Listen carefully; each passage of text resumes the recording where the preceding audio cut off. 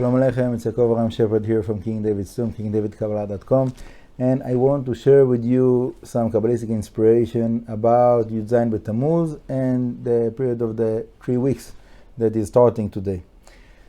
There's many things that happen in those 3 weeks, zien tamuz, Tisha B'Av. I'm going to take one point that is an opening to understand the whole thing.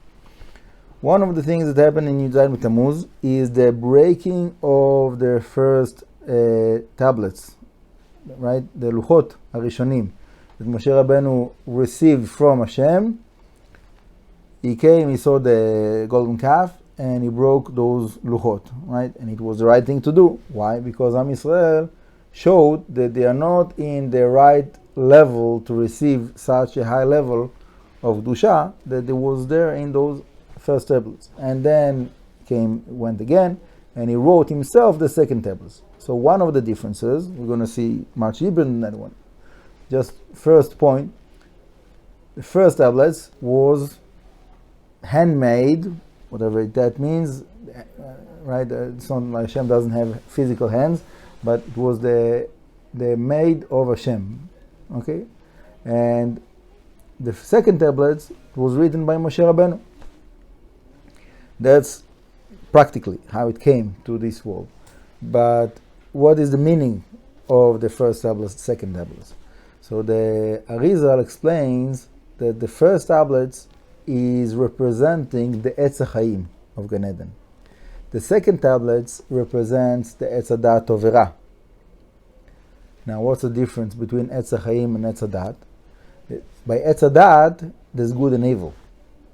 And that is the Torah that we have today, that we have to go through a process of sorting out the truth and the false, the good and evil, the good parts and the waste. Okay, that's what we're doing when we're learning Halakha, we're learning Gemara. This is one of the meditations of how to relate to all of those arguments that you see there. Etz HaChaim, what we have from the Etz HaChaim is the Kabbalah. So that is pure, is completed, is holy, there's no waste. Okay?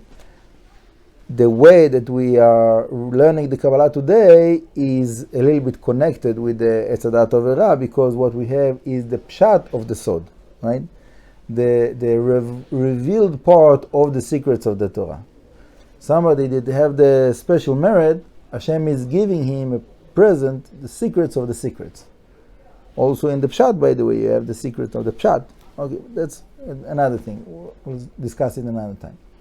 But just to make that point, that what would it be like to have the Torah of the first tablets? If those first tablets would not be broken, how would it be today? What would be the spiritual level of Am Yisrael? Imagine yourself that every individual, no difference, every individual among all of Am Yisrael would know all of the Torah. Can you imagine that? You don't need to exert yourself.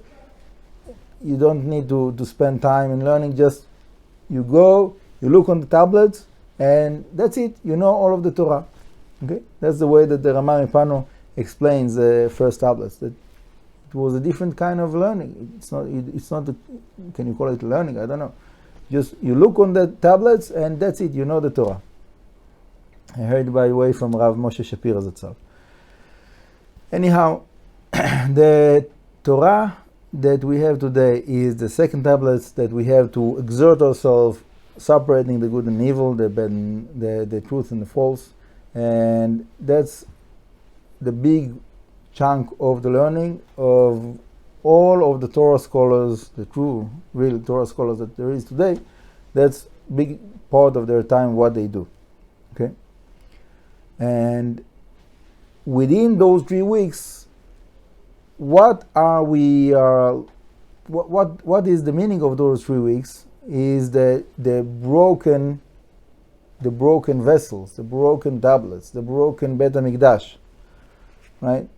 And what we are wishing for is to connect and to experience the rebuilding of the Bet HaMikdash, the rebuilding of the redemption, the revelation of the Torah, the revelation of the Etz HaChaim, the revelation of the secrets